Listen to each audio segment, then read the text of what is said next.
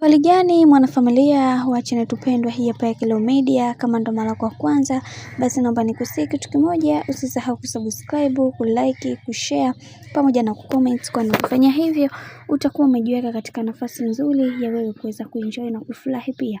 Tumeweza kuona ni namna gani kwa wakati huu bibiye Zuchu anapewa thamani kubwa pamoja na familia ya Mama Dangote na bibiye Esma, na yeye tumeweza kuona ni namna gani ambavyo anapewa kipaumbele na bibiye Zuhura.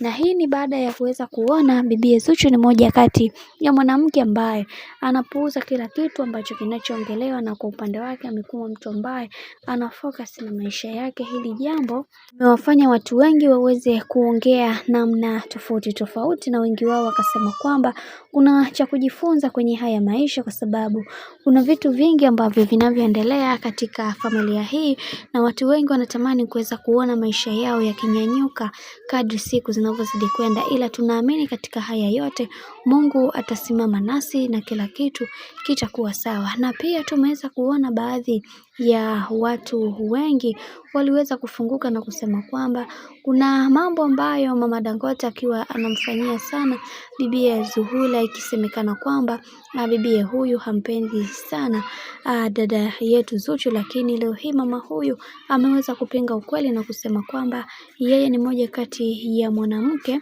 ambaye anampenda sana na anatamani kuweza kumuona akifika mbali zaidi ya vile ambavyo tunavyoweza. Na wengi wao wakasema kwamba tunaamini katika haya yote ambayo yanayotokea katika haya maisha, bali huyu mtu pekee ndiye atakayeweza kumnyanyua bibiye Zuchu kutoka sehemu moja kwenda sehemu nyingine, na tunaamini katika hilo Mungu wa mbinguni aendelee kutupigania na aendelee kumsimamia.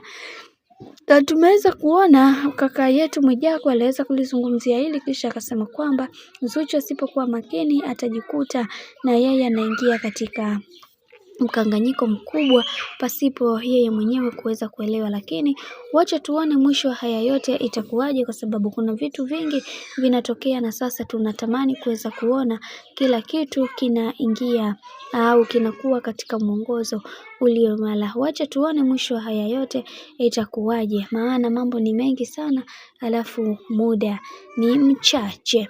Bwana, mambo ni mengi kuhusiana na hili sakata. Mimi naomba nikusihi kitu kimoja, kama ndo mara kwa kwanza kufuatilia channel tupendwa hii hapa ya Kileo Media, basi nikusihi usisahau kusubscribe, kulike, kushare pamoja na kucomment, kwani ukifanya hivyo utakuwa umejiweka katika nafasi nzuri ya wewe kuweza kuenjoy na kufurahi pia katika channel tupendwa hii hapa ya Kileo Media.